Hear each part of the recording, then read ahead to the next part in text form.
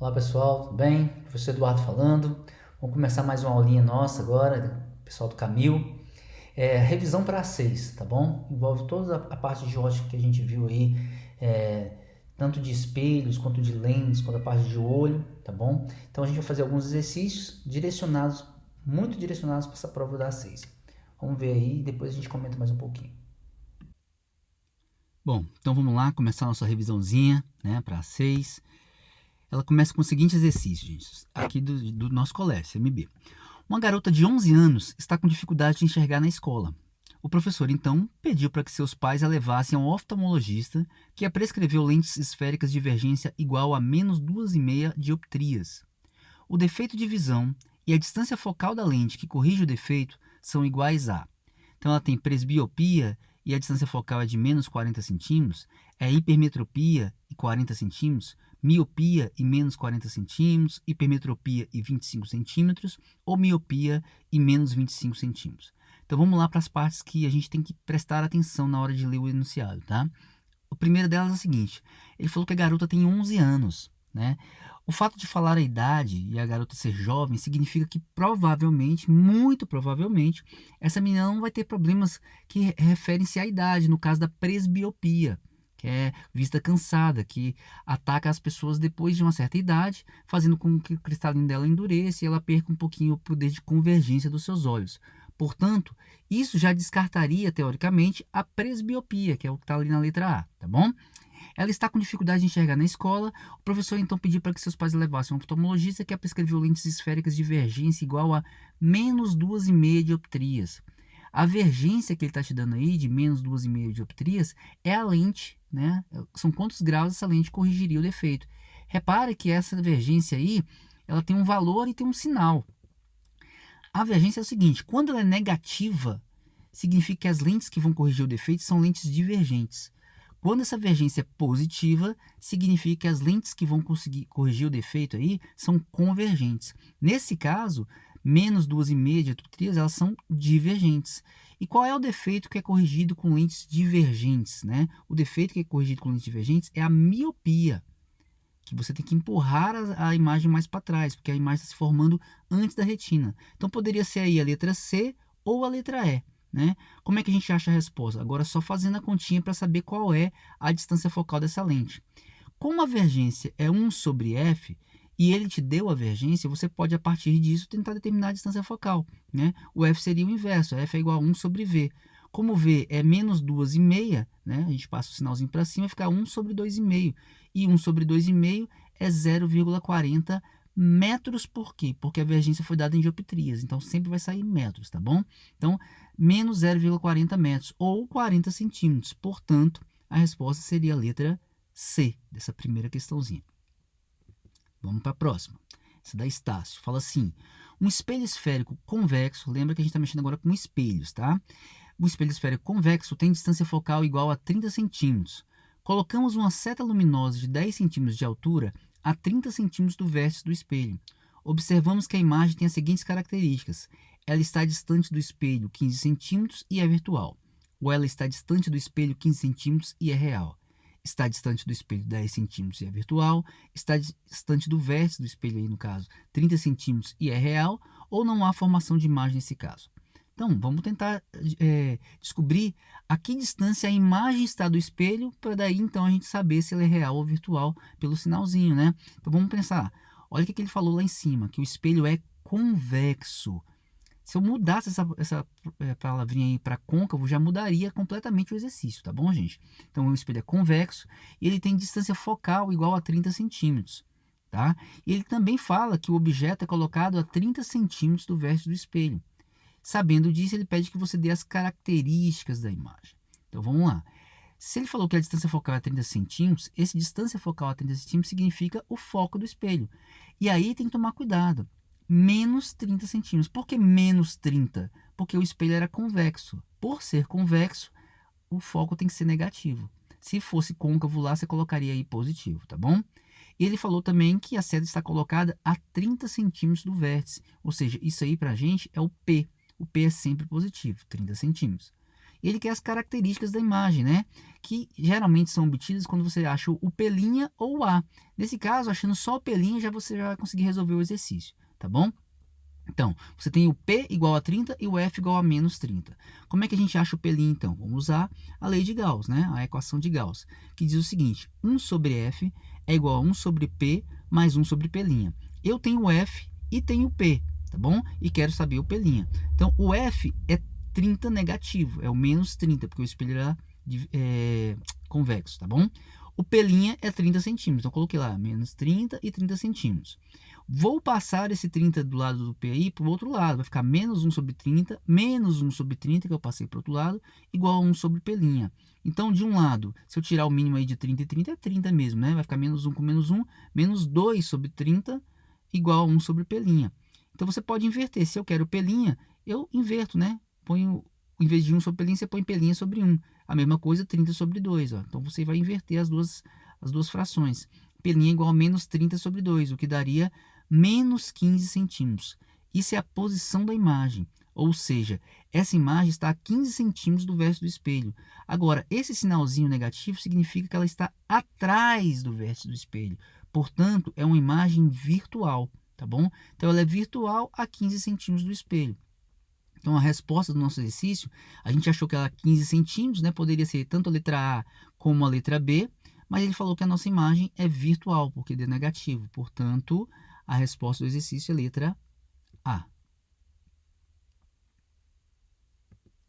Questão 3, da AFA agora. Essa é bem interessante, já caiu vários concursos diferentes, tá bom? E ela dá uma revisãozinha bacana para a gente a respeito de refração, ângulo limite. Fala o seguinte: um ladrão escondeu seu roubo numa caixa pendurada por uma corda de 2,4 metros de comprimento e amarrada na base de uma boia de base circular. A boia estava em águas de índice de refração 5/4. De qualquer ponto da superfície, era impossível a caixa ser vista devido à base da boia, cujo raio mínimo era de... Então, ele está perguntando qual é o raio mínimo dessa boia para que de nenhum lugar da superfície, da piscina, ou do lago, ou da onde o ladrão estiver escondido, a pessoa consiga enxergar o seu saco aí com dinheiro, por exemplo. Aqui eu vou representar assim, ó. Você tem a boia, a cordinha de 2,4 metros segurando o saquinho com dinheiro lá dentro, a sacolinha de dinheiro. Tá certo? Uma pessoa que esteja aqui do lado de fora, né, que olhasse pela parte da água aí da piscina, né, fora, mesmo ali fora da boia, teoricamente ela poderia observar o raio de luz que sai ali do dinheiro. Ele, ao partir para o ar, estaria indo de um meio de refração maior, que é aquele da água ali, que vale 5/4, para o menor, que seria o ar, que vale 1, né? Portanto, ele abre em relação ao normal, a direção que ele estava indo antes, por isso que fica aquela trajetória meio curvadinha ali. Mas aí a pessoa receberia a luz daquele roubo e enxergaria sim, naquela direção que ele está olhando ali, o seu saco de dinheiro. Então ele enxergaria a coisa. O que ele quer é que você não enxergue isso, né? Ou seja, que todos os raiozinhos que saem do dinheiro ou sejam bloqueados pela boia, né? Que o raio da boia tampe esses raios aí e não deixe o raio chegar lá no olho da pessoa, ou aqueles que não cheguem exatamente na boia, cheguem com um ângulo superior ao ângulo limite. Porque aí ele não sai, não sofre refração, ele vai sofrer reflexão total, e aí bate ali e volta. Ou seja, não chega nenhum raio de luz no olho da pessoa. Mesmo que ele esteja olhando ali para a água, ele não consegue ver o que está abaixo da água, tá bom? Então a ideia é, qual deve ser o raio mínimo aí da boia?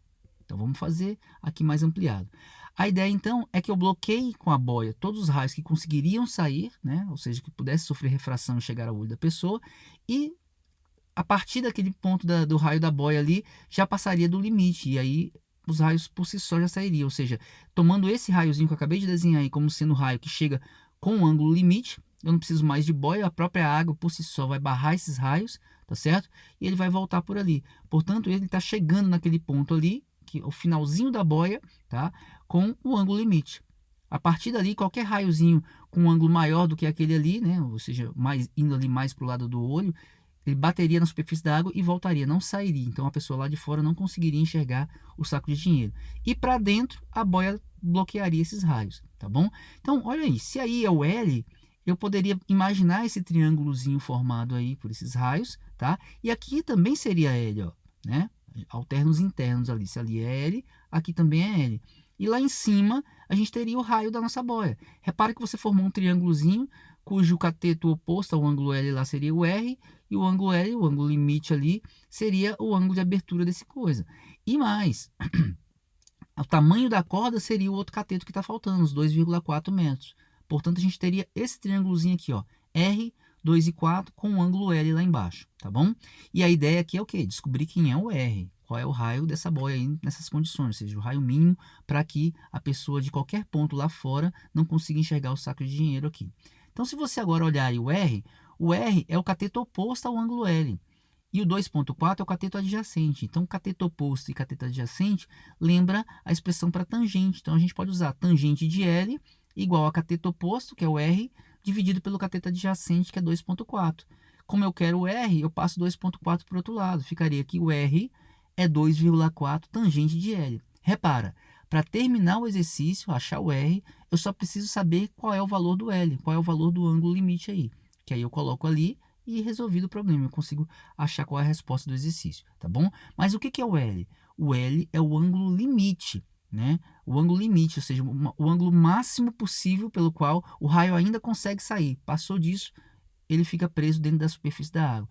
Então, olha só, a expressão para o ângulo limite é que o seno do ângulo limite é igual ao n menor dividido pelo n maior, ou seja, o índice de refração menor dividido pelo índice de refração maior entre os dois meios que você está pegando aí. Lembrando que isso só existe quando o raio vai do índice de maior refração para um de menor refração. Como no nosso caso aqui, a luz está saindo do dinheiro lá dentro da água e vai para o ar, ou seja, dos 5/4 para 1, tá bom? Então, quando você troca aí o menor por 1 e o maior por 5/4, você vai ficar 1 sobre 5/4, que é 4/5. Achou que o seno do ângulo limite é 4/5. E aí tem um probleminha sério para a gente, né? Se esse seno de L tivesse dado meio, você saberia que o L é 30 graus, porque o seno de 30 é meio, né? Se caísse num número ali confortável para a gente, que a gente soubesse o valor do L, estava ótimo. Mas eu não sei, e vocês possivelmente também não sabem, qual é o L cujo seno dele dá 4/5. E aí ficaria difícil para a gente, né? Como é que a gente vai fazer então o exercício? O detalhe é que eu não preciso realmente do L, eu preciso da tangente do L. E tangente pode ser escrito como seno sobre cosseno. Repara, a gente já tem o seno. Então, se eu tivesse o valor do cosseno de L, mesmo sem ter o L, eu conseguiria achar o valor da tangente. E é isso que a gente vai fazer, né? Como? Você vem aqui e partindo da expressão que a gente já achou, né, dizendo que o seno de L é 4/5, eu poderia achar o cosseno de L. Como? Seno ao quadrado de x, por exemplo, de qualquer ângulo, mais o cosseno ao quadrado de x é igual a 1. Essa é a equação fundamental da trigonometria. Vocês devem ter visto isso lá no 8º ano, né? No ano e tal. Eu tenho o valor do seno, que é 4/5. Então, seno ao quadrado de L, ou seja, seno de L ao quadrado, ou 4/5 ao quadrado, mais o cosseno de L ao quadrado aí, é igual a 1. 4/5 ao quadrado é 16 sobre 25, mais cosseno de L ao quadrado igual a 1. Passo 16 sobre 25 para o outro lado, né? Vai ficar 1 menos 16 sobre 25. E aí, quando você tira o mínimo múltiplo aí de 25 e 1, é 25, ficaria 25 menos 16, e o cosseno ao quadrado ficaria 9 sobre 25. Então, se cosseno ao quadrado de L é 9 sobre 25, o cosseno sozinho seria a raiz quadrada disso, né? Mais ou menos a raiz quadrada disso. Raiz de 9 sobre 25, e o cosseno de L daria 3/5. Tudo bem? Então, agora você tem o seno, que é 4/5, e o cosseno, que é 3/5. Então, eu consigo achar a tangente. Tangente é seno sobre cosseno, ou seja, ficaria 4/5 sobre 3/5, o que daria que a tangente é 4/3, tá bom? Para que você fez isso tudo?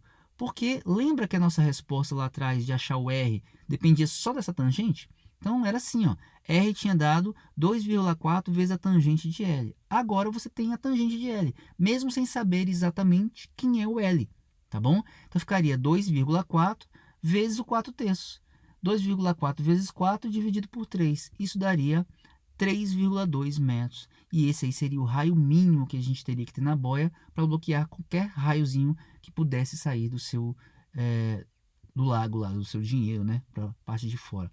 Portanto, a resposta do nosso exercício é que de qualquer ponto da superfície era impossível a caixa ser vista devido à base da boia, cujo raio mínimo era de 3,2 metros, resposta letra A.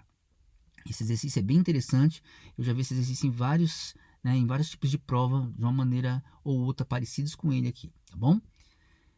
Item 4 da SPSEX agora, recente, se não me engano, 2016. Fala assim: o raio de luz monocromática propagando-se no ar incide no ponto O na superfície de um espelho plano e horizontal, formando um ângulo de 30 graus com a sua superfície. Então, o raiozinho está chegando no espelho lá com 30 graus. Após ser refletido no ponto O desse espelho, o raio incide na superfície plana e horizontal de um líquido e sofre refração. O raio vai lá para o líquido e sofre refração ao penetrar no líquido. O raio refratado forma um ângulo de 30 graus com a reta normal à superfície do líquido, conforme o desenho abaixo. Sabendo que o índice de refração do ar é 1, o índice de refração do líquido vai ser quanto? Qual é o índice de refração do líquido para ter esse desenho que você está vendo aí? Seria raiz de 3 sobre 3, raiz de 3 sobre 2, raiz de 3 ou 2 raiz de 3 sobre 3. Né? Como é que a gente faz isso? Então, vamos lá. Vamos ampliar um pouquinho esse desenho aqui para a gente ver ele de maneira melhorzinha. O que acontece aí é que o raio de luz está chegando, né, pelo espelho ali com 30 graus em relação ao espelho. Lembrando, ângulo de incidência, a gente mede sempre em relação ao normal, aquela linhazinha pontilhada ali. Então, se ali é 30, né, e a gente tem 90 graus ali da normal em relação ao espelho, seria 60 ali entre o raio de luz e a normal, a linhazinha pontilhada. Mas, como é um espelho, o ângulo de chegada é igual ao ângulo de saída, ou o ângulo de incidência é igual ao ângulo de reflexão.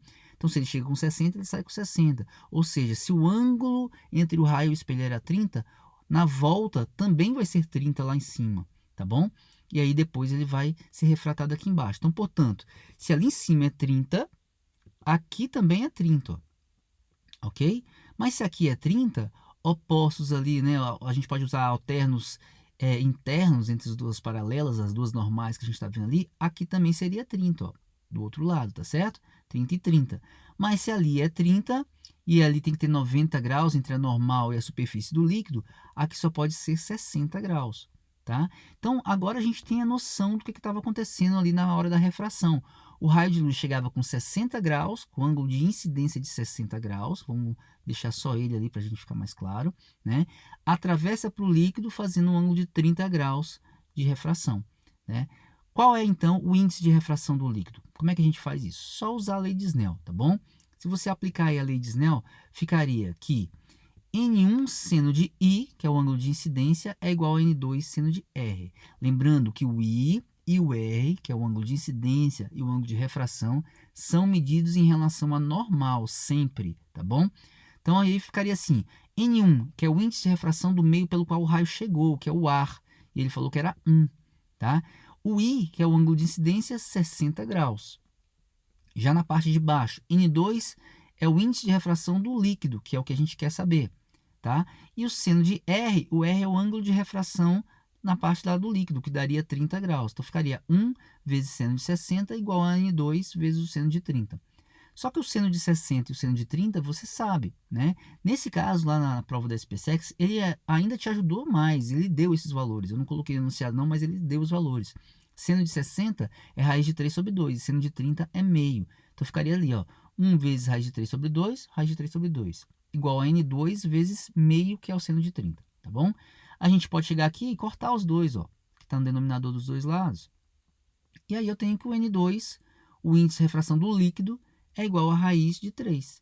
E aí acabou o exercício, né? A gente volta lá só para marcar. O índice de refração do líquido seria raiz de 3, portanto, letra C.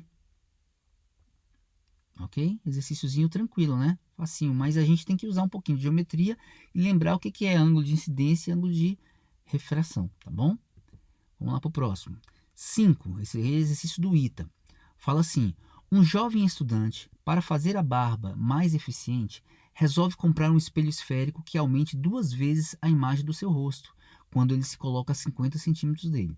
Que tipo de espelho ele deve usar e qual o raio de curvatura? Ou seja, é um espelho côncavo ou convexo ou diferente, né? E qual o raio de curvatura desse espelho para que ele, a 50 centímetros do espelho, tenha o seu rosto aumentado em 2 vezes? Então, vamos pensar nas coisas que ele falou. Ele falou de aumentar em 2 vezes a imagem do seu rosto, né? E quando ele se coloca a 50 centímetros dele. São os dois valores que ele passou para a gente. O que é esse aumentar 2 vezes? É o aumento linear. A é igual a mais 2. Agora, cuidado. O 2 é porque ele aumentou 2 vezes mesmo. E o sinalzinho se positivo, é porque a imagem é à direita. E se fosse negativo no aumento, é porque a imagem é invertida. A pessoa está se olhando no espelho, é lógico que ela não quer se ver de maneira invertida. Portanto, você deve colocar ali que o A é mais 2, tá bom? E aqueles 50 centímetros é a distância que o cara está do espelho, portanto, é o seu P, 50 centímetros. Repara, você tem o P e tem o A. E quer saber qual é o raio de curvatura, né? Raio de curvatura a gente pode calcular como sendo o dobro da distância focal. Então, se eu souber o foco, eu acho o raio numa boa. Agora, como é que eu vou achar o foco tendo o A e o P? A gente poderia usar a equação de Gauss e depois a equação do aumento, né? Fazer duas contas aí, ou de uma maneira como a gente já mostrou em vídeos anteriores aqui, fazer isso de uma vez só, utilizando a expressão para o aumento, né? O aumento pode ser dado como sendo F sobre F menos P. Como você tem o A e o P, você pode achar o F, né? Vamos substituir aí, ó. O A vale 2, ou mais 2, e o P vale 50, ó. Então, o A é 2, vai ficar F menos 50, que era o P, tá bom? Passa o F menos 50 para lá, multiplicando aquele 2. Então, vai ficar, fazendo o chuveirinho, 2F menos 100 igual a F. Passa o F para o lado de cá, esquerdo, e o menos 100 para o lado de lá, positivo. Ficaria 2F menos F igual a 100. Ou o seu F é igual a 100 positivo. Mas se o foco é 100, o raio é o dobro do foco, portanto o raio é 200. Ambos positivos pela nossa conta, tá certo? Se o sinalzinho ali é positivo, significa que o seu espelho é côncavo. Se o seu raiozinho, o seu foco tivesse dado negativo, o espelho seria convexo, né? Lembrando que espelho convexo, a imagem é sempre menor, não vai aumentar nunca. Então, de cara a gente já poderia saber que o espelho deveria ser côncavo ali, tá bom? Então, ele é côncavo com raio igual a 200 centímetros, portanto, letra C seria a nossa resposta. Vamos para o próximo. Dois espelhos planos, formando entre si um ângulo diedro alfa, fornecem um certo número n de imagens de um objeto P. Sendo alfa igual a 36 graus, pode-se afirmar que n é igual a 5, somente se P estiver no plano bissetor de alfa, 5, qualquer que seja a posição de P entre os espelhos, 9, qualquer que seja a posição de P entre os espelhos, 9, somente se P estiver no plano bissetor de alfa, ou 10, qualquer que seja a posição entre os espelhos. Então, a gente vai achar o número de imagens que você vai observar e me dizer aonde que esse objeto tem que estar para você conseguir aquele número de imagens, né? São dois espelhos planos, e o ângulo entre eles é aquele que ele te falou, de 36 graus lá em cima. Então, vamos usar a expressão para o número de imagens com dois espelhos planos conjugados, o que daria n igual a 360 sobre alfa menos 1. A gente já mostrou isso, né? Agora, vamos lá. Como é que a gente faz a continha? O alfa é 36 graus, então a gente vai substituir o alfa ali por 36. Ó. N é igual a 360 sobre 36 menos 1. 360 por 36 dá 10, menos 1. Então, o n ali está dando 9. Ou seja, a gente veria 9 imagens. A gente coloca o objeto na frente desses espelhos e eu vou observar 9 imagens do mesmo objeto, tá certo? Então, a resposta do nosso exercício ou seria a letra C ou a letra D, que ambas estão marcando ali 9. O problema é que a letra C fala assim, 9, qualquer que seja a posição de P entre os espelhos. Ou 9, somente se P estiver no plano bissetor de alfa. Isso é o seguinte, nem sempre o número de imagens que a fórmula te dá vai ser aquela que você vai observar, porque depende da posição que o objeto está dos espelhos. E isso você vai olhar como? Você vai olhar no primeiro termo da sua equação, naquele 360 sobre alfa que está ali, ó, tá? O 360 sobre alfa, esquece o 1, só o 360 sobre alfa. Se esse número for um número par, o objeto pode ser colocado em qualquer lugar entre os dois espelhos ali, na frente dos espelhos, que você vai observar o número de imagens que você está falando ali, os 9. Tá? E se esse 360 sobre alfa for um número ímpar, você é obrigado a colocar o objeto bem centralizado em relação aos espelhos, ou seja, no plano bissetor dos dois espelhos, se quiser observar aquele número de imagens que a fórmula está te dando. Portanto, aqui, ó, no nosso caso, 360 sobre alfa está dando 10, ó. Só a continha, 360 sobre os 36, está dando 10. 10 é um número par. Então, como é par, eu posso colocar o objeto em qualquer lugar entre os espelhos que eu vou observar 9 imagens. Se tivesse dado um número ímpar, eu só enxergaria as 9 imagens caso o objeto estivesse no plano bissetor, tá bom? Então, aqui a resposta do nosso exercício, ele pode ficar em qualquer posição entre os espelhos, porque aquele número ali foi par, tá bom? Letra C, portanto. Questão 7 da AFA. Uma luz monocromática incide em um espelho plano conforme mostrado na figura.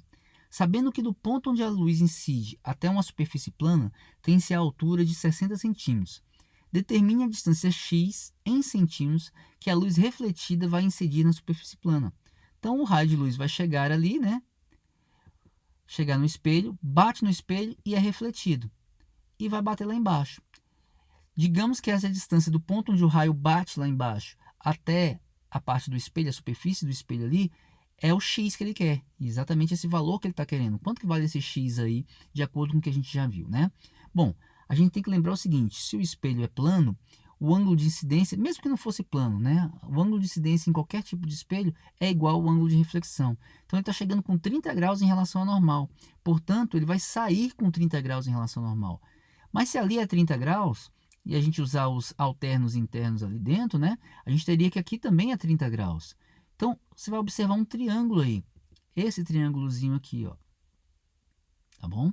O ângulo ali agudo é 30 graus. O cateto oposto a ele é 60 centímetros. E o cateto adjacente é o x que você quer. Então, você tem cateto oposto e cateto adjacente, além do ângulo. Portanto, a gente pode usar a função da tangente, que a tangente de θ, de qualquer ângulo, é o cateto oposto pelo cateto adjacente. Você tem que lembrar disso, né? Nesse caso, o nosso ângulo vai ser 30 graus, o cateto oposto é 60 e o cateto adjacente 30 graus, x ali, tá bom? Então, vamos colocar, ó, tangente de 30 graus, cateto oposto 60 e o cateto adjacente x que você quer. Mas quanto que é a tangente de 30? Tem que saber, tá bom? Tangente de 30 é a raiz de 3 sobre 3, 60 sobre x. Passa, né, o x para o lado de lá e os números para o outro lado, ficaria assim, ó, que o x é igual a 3 vezes 60, que é 180, sobre raiz de 3. O que a gente vai fazer agora? Eu vou racionalizar, multiplicar por raiz de 3 embaixo e em cima, não pode ter raiz no denominador, né? Então ficaria 180 raiz de 3 dividido por raiz de 3 vezes raiz de 3, ou seja, por 3. Ficaria 180 raiz de 3 sobre 3, tá? E 180 dividido por 3 é 60. Então, a resposta do nosso exercício ficaria 60 raiz de 3 em centímetros aí. Portanto, letra D. Tudo bem? Questão 8 do CMB. Diz o seguinte, ó. Em um experimento de ótica, um professor utilizou um cartão com números coloridos de 1 a 5, conforme a figura abaixo. Igual vocês estão vendo ali embaixo na figura, tá? Ao levar o cartão para um quarto escuro e em seguida iluminar o cartão respectivamente com luz monocromática vermelha e em seguida com luz monocromática amarela, ele conseguirá ler dois números diferentes. A soma desses números obtidos após o cartão ser iluminado pelas duas luzes em sequência é igual a... Então, olha só, gente, você tem esse cartãozinho aí do jeito que está aí, né? O número 1 vermelho, o número 2 é branco, o número 3 é azul, o número 4 amarelo, o número 5 é verde, tá bom? Sob luz normal, como essa que a gente está aqui, né? Luz branca ou luz do sol, você vê este cartão. Se eu levar ele para um quarto escuro e logo em seguida iluminar ele só com luz vermelha, que número que a gente vai ver aí? Qual desses números vão aparecer para a pessoa? E depois, com luz amarela, quais números vão aparecer? Né? E aí, com os números que aparecerem aí, você vai somar essas respostas. Então, olha só interessante. Estamos aqui agora, né? Luz branca, iluminado luz do sol, estou vendo o cartãozinho como ele é mesmo. Quando você desliga a luz, né? O que a pessoa vai ver? Se não tem luz nenhuma lá dentro, ela não vai ver nada. No quarto escuro, sem luz nenhuma, é isso que a gente vê o cartão, totalmente preto, porque não tem luz para bater ali e voltar para os seus olhos. Você não enxergaria o cartão, tá bom? Mas agora, se nesse momento eu ligar a luz vermelha, né, e luz vermelha iluminar o seu cartão, o que aparece para você, né? Como é que ficariam aqueles números 1, 2, 3, 4, 5 que a gente tinha mostrado anteriormente, né? Então a gente tem que entender como é que funciona essa questão das luzes para determinados objetos, né? O objeto ali, o número 1, que ele é vermelho sob luz branca, por que ele é vermelho? Porque ele tem a propriedade de absorver todas as cores, menos uma, que é a que ele joga fora, que é a vermelha. Então, aquele número 1, o material de que ele foi pintado ali, absorve tudo, menos o vermelho. O vermelho ele pega e devolve. Então, uma pessoa que olhar para lá, vai chegar ao olho da pessoa só a luz vermelha, tá bom? O número 2, que é branco, ele tem a capacidade de não absorver nada, ele reflete tudo que chega para ele. Se chegar amarelo, ele reflete; se chegar azul, ele reflete; se chegar verde, ele reflete. Como está chegando luz branca, né, no início do exercício, né, toda a luz branca vai bater no número 2 e vai voltar. Então vai sair tudo isso para o olho da pessoa. Como vai chegar todas as cores juntas no olho da pessoa, a pessoa vai observar aquele número 2 como luz branca, tá bom? O número 3, que é azul sobre a luz branca, o que aquele número 3 faz? Ele absorve todas as cores, né, menos uma, que é a que ele não consegue absorver, que ele reflete, que é a cor azul. Então, uma pessoa com um cartãozinho no sol, né, veria a luz azul porque o número 3 está absorvendo todas as outras cores, tá? Menos a azul, que é o que chega no seu olho, por isso que você vê ele azul. Assim como o número 4 reflete somente o amarelo e o número 5 reflete somente o verde, né? Guardando para eles todas as cores, todas as outras cores eles absorvem. Então, nesse caso aqui agora que a gente está vendo na figura, eu estou iluminando com luz vermelha. Como é que ficaria então o número 1 quando receber luz vermelha? O que o número 1 faz? Ele absorve tudo menos o vermelho. Então, se está chegando vermelho, ele vai jogar fora o vermelho. A pessoa vai olhar para lá e vai ver o número 1 vermelho. Tá? O número 2, ele reflete tudo que chega para ele. Como está chegando só vermelha, monocromática vermelha, ele vai refletir só o vermelho. Então, a pessoa que olhar para o número 2 vai ver o número 2 só vermelho. Tá? O número 3, ele absorve tudo e reflete só o azul. Como o que está chegando é só vermelho, o número 3 vai absorver e não vai jogar fora nada. Quando ele não joga fora nada, não chega luz nenhuma para o olho da pessoa que estiver olhando ali. Portanto, a pessoa vai olhar aquele número 3 como sendo preto, assim como o número 4 e assim como o número 5 também, né, que vão absorver aquela cor vermelha. Então, a pessoa, quando iluminar no quarto escuro com luz vermelha, veria o cartão assim, ó, só o número 1 e o número 2, tá bom? Ou seja, a gente veria o número 12 aí, tá bom? Se eu desligar a luz aqui agora, né, desligando a luz ali, a gente não veria mais nada. Então, aquele cartãozinho 1, 2, 3, 4, 5, a gente estaria vendo nada aí. E agora, iluminar ele com luz amarela, como é que esses números vão aparecer para a gente? Tá certo? O número 1 a gente já viu, ele absorve tudo menos o vermelho. Como está chegando amarelo, ele vai absorver. Então, não vai ter luz nenhuma para jogar fora. Então, ele vai ficar preto para a pessoa que olhar para ele. O número 2 reflete tudo. Está chegando amarelo, vai refletir o amarelo. Então, a pessoa vai ver o número 2 na cor amarela. O número 3 vai absorver o amarelo e não vai jogar fora nada. Então, vai ficar preto. O número 4, ele absorve tudo menos o amarelo. Como está chegando amarelo, ele vai pegar o amarelo e refletir. Então, a pessoa vai olhar para o número 4 e vai ver o número 4 amarelo. E o número 5 vai absorver o amarelo e não vai jogar nada fora. Portanto, vai ficar preto. Então, a pessoa sob luz amarela veria esse cartão aí, ó. Só o 2, que era branco, fica amarelo, e o amarelo continua amarelo. Ficaria vendo o número 24. Então, como é que seria a nossa resposta nesse exercício, né? Quando você iluminou com luz vermelha, você viu o número 12. Quando você iluminou com luz amarela, você viu o número 24. E o que ele quer? Ele quer a soma dos números obtidos após o cartão ser iluminado pelas duas luzes em sequência. Portanto, 12 mais 24, a gente veria o número 36. Portanto, a resposta do exercício é a letra C, ok? E a gente termina a nossa revisãozinha por aqui. Então foi isso. Espero que tenha gostado aí da revisãozinha para 6. Né? Refazer os exercícios em casa, refazer os exercícios das listas que a gente colocou também para vocês aí no AVA, tá bom? E qualquer dúvida vai tirando aí com a gente, né, pelo fórum, que a gente vai tentar resolver o mais rápido possível, tá bom? Grande abraço, fique com Deus.